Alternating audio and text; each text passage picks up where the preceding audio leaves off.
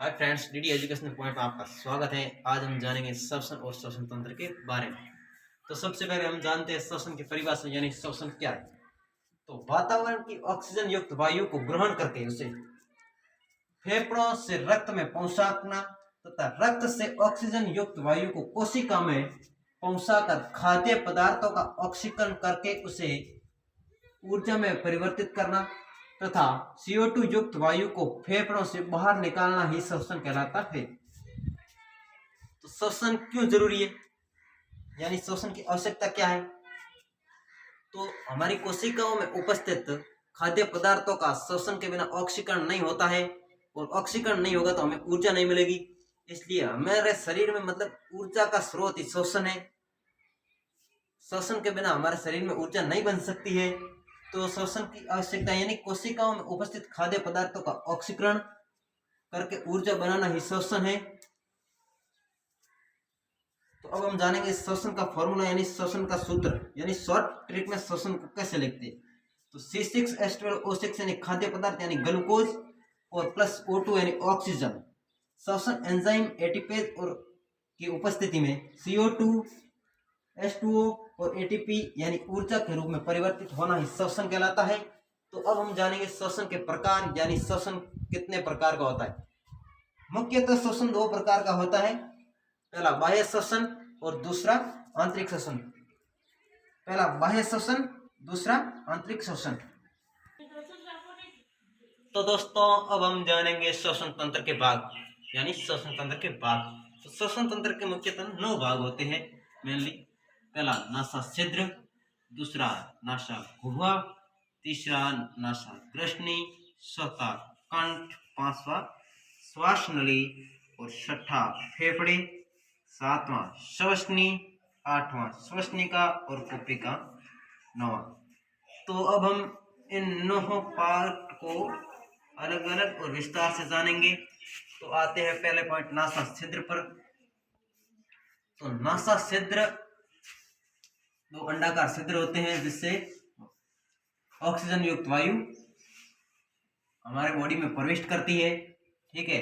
और आगे ये जाके नासा गुहा में खुलते हैं, यानी नासा छिद्र जिन कैविटी में खुलता है उसे नासा गुहा कहते हैं। नासा गुहा में 4 अस्थियां होती है, मैक्सिला,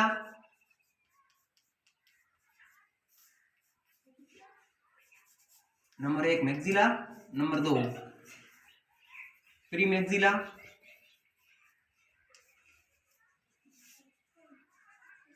मैक्सिला और प्रीमैक्सिला और नेजल,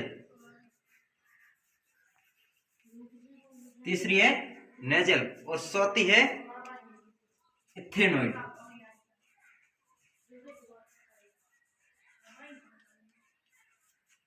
ये 4 अस्थियां नासा गुहा में होती है। और अब नासा गुहा आगे जिसमें खुलती है वो है नासा ग्रसनी यानी नासा ग्रसनी।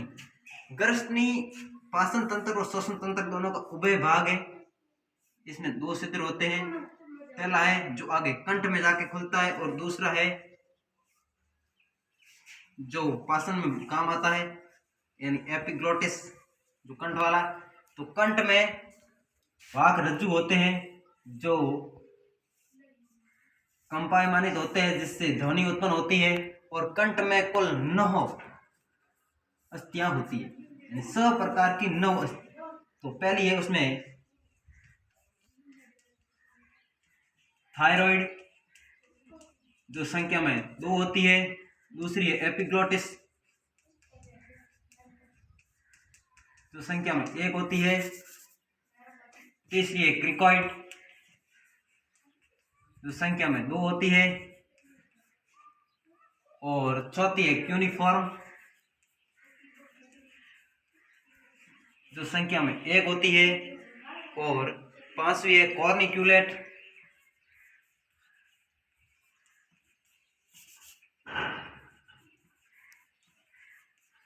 जो कि संख्या में 1 होती है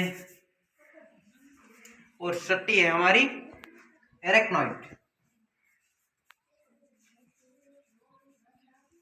जो कि संख्या में 2 होती है, यानी 2 1 3 2 5 1 6 1 7 और 2 9 यानी कुल 9 प्रकार की अस्थियां होती है जो कि हमारे कंठ में होती है। कंठ आगे जाकर श्वास नली में खुलता है और श्वास नली में सी शेप्ड छल्ले पाए जाते हैं। सी शेप्ड छल्ले, सी आकार के छल्ले पाए जाते हैं। और श्वास नली आगे जाके फेफड़ों में खुलती है। तो फेफड़े, हमारे बॉडी में दो फेफड़े होते हैं, एक दायां फेफड़ा और एक बायां फेफड़ा। दायां फेफड़ा बाएं फेफड़े की अपेक्षा में बड़ा होता है और दाएं फेफड़े में तीन पालियां होती है और बाएं फेफड़े में 2 पालियां होती है। और बाएं फेफड़े में एक कार्डियक नॉस भी पाई जाती है, क्योंकि जिसमें मतलब हृदय स्थित होता है। दायां फेफड़ा बड़ा होता है बाएं फेफड़े की अपेक्षा।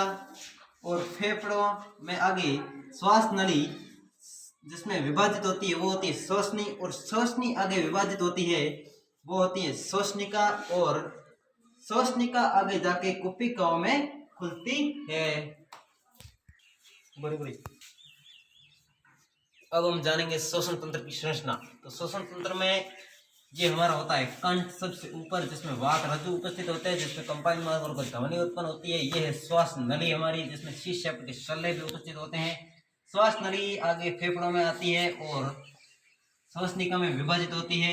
यह है प्राथमिक श्वसनिका, जो प्राथमिक श्वसनिका आगे जाके द्वितीय श्वसनिका में विभाजित होती है। द्वितीय तर्तिक श्वसनिका में होती है, श्वसनी में होती है। और श्वसनी आगे जाके प्रारंभिक श्वसनिका, और प्रारंभिक श्वसनिका आगे जाके अंत्यस्थ श्वसनिका में विभाजित होती है। और अंत्यस्थ श्वसनिका के आगे कुपिकाएं होती है जो ब्लड से कनेक्ट होती है तथा ब्लड से CO2 और O2 का आदान प्रदान करती है। और फेफड़े के बाह्य आवरण को विसेरल प्लूरा कहते हैं और अंदर वाले आवरण को पैराइटल प्लूरा कहते हैं। और इन दोनों के बीच में प्लूरल फ्लूइड भरा होता है। प्लूरल फ्लूइड में ऑक्सीजन की अनुपस्थिति होती है, और अगर प्लूरल फ्लूइड में ऑक्सीजन की उपस्थिति हो जाए तो फेफड़ों का आकार निश्चित न होकर के फेफड़े पिचक जाएंगे। और ये दायां फेफड़ा है जो कि बाएं फेफड़े की अपेक्षा में आकार में बड़ा है, क्योंकि इसमें 3 पालियां होती है और इसमें 2 पालियां होती है। इसके आकार छोटे होने की वजह है ये कार्डियक नॉस, जिसमें हृदय स्थापित होता है, इसलिए बायां फेफड़ा दाएं फेफड़े की अपेक्षा छोटा होता है। और तो ये थी हमारे श्वसन तंत्र की संरचना। तो दोस्तों अब हम जानेंगे श्वसन संबंधी रोग, यानी श्वसन संबंधित कौन कौन से विकार है। तो पहला है अस्थमा, जिसमें लगातार खांसी आती है और इसमें श्वसनी में सूजन आ जाती है, जिसके कारण ये अस्थमा डिजीज होती है। इससे सांस लेने में कठिनाई भी आती है और इससे बचाव यही है, इसके मतलब जो कारक है रोग कारक उससे दूर रहे। और इसके मतलब उपचार है ब्रोंकोडायलेटर